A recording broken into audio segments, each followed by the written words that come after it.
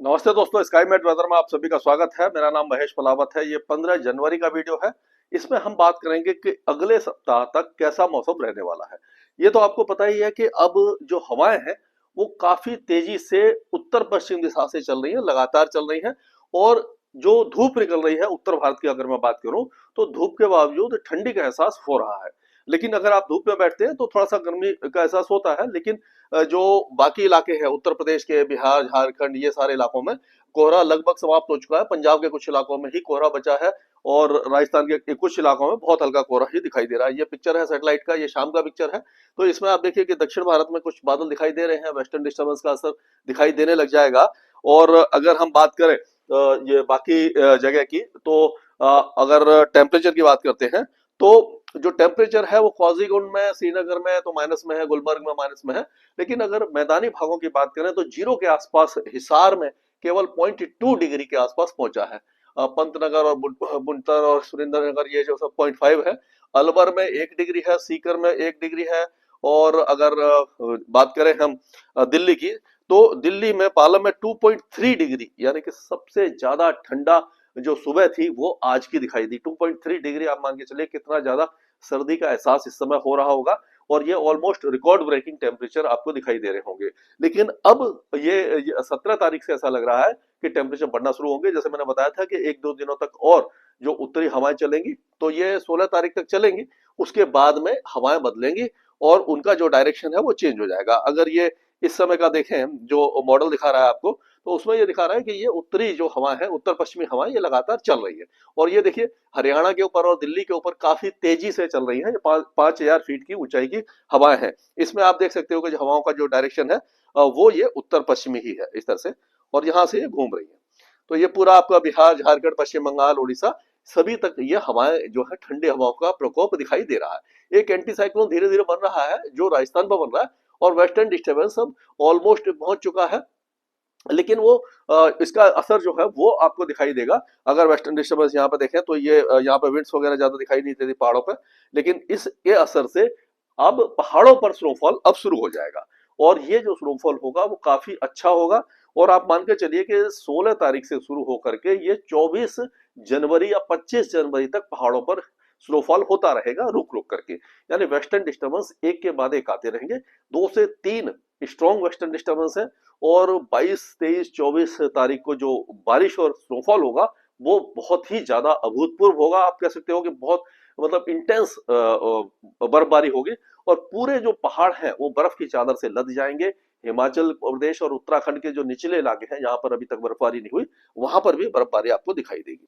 तो ये 17 तारीख से क्या होगा, 17 या 18 तारीख से हवाएं बदलना शुरू होगी। जो उत्तरी हवाएं आ रही थी, अब आप देखिए कि यहाँ पर एक साइक्लोनिक सर्कुलेशन बन जाएगा ये राजस्थान के ऊपर।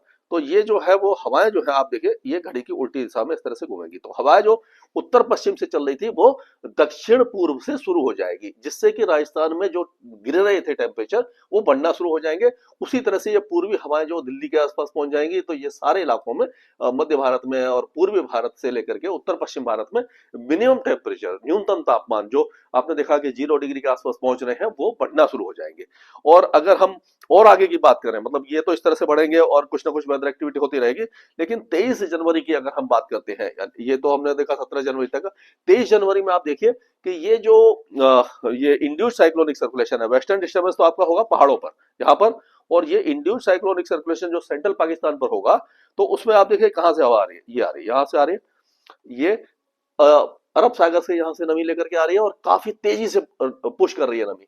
और यहाँ पर जैसे मैंने पहले भी वीडियो में बताया था आपको, और यहाँ से ये देखिए ये घूमी हवा, और ये यहाँ से ये बंगाल की खाड़ी से भी लेके आई।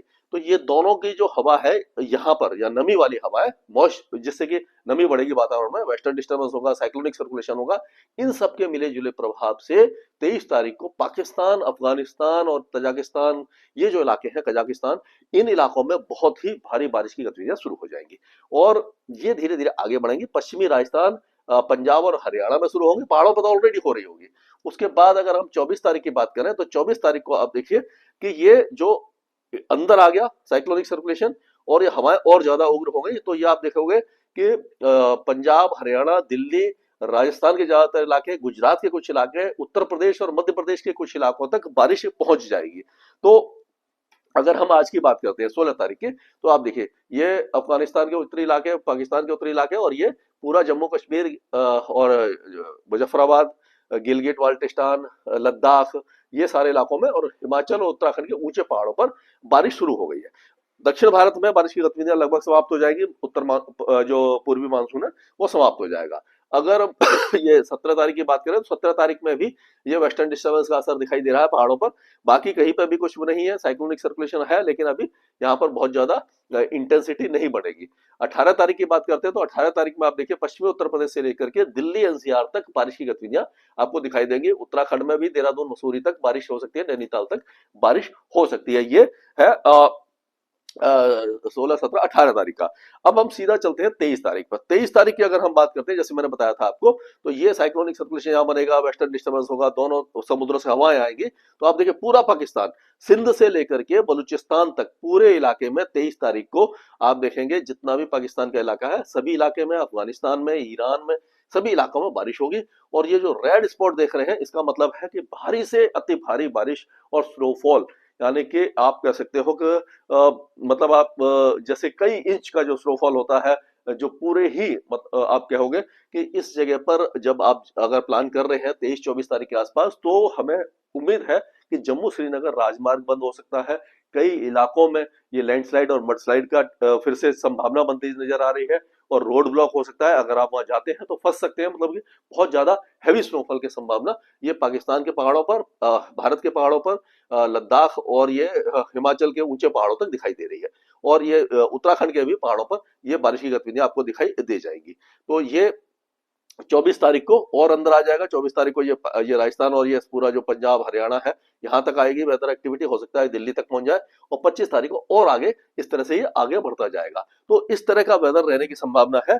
तो क्या होता है कि जब वेस्टर्न डिस्टर्बेंस आता है, जो हवाएं जब यहाँ से चलती हैं, तो जो उत्तरी हवाएं हैं जो टेम्परेचर गिराती है वो रुक जाती हैं, और जो लगातार टेम्परेचर गिर रहा है, मिनिमम टेम्परेचर जो सर्दी वाला टेम्परेचर है, वो रुक जाएगा और टेम्परेचर बढ़ना शुरू हो जाएगा, यानी सर्दी कुछ कम हो जाएगी।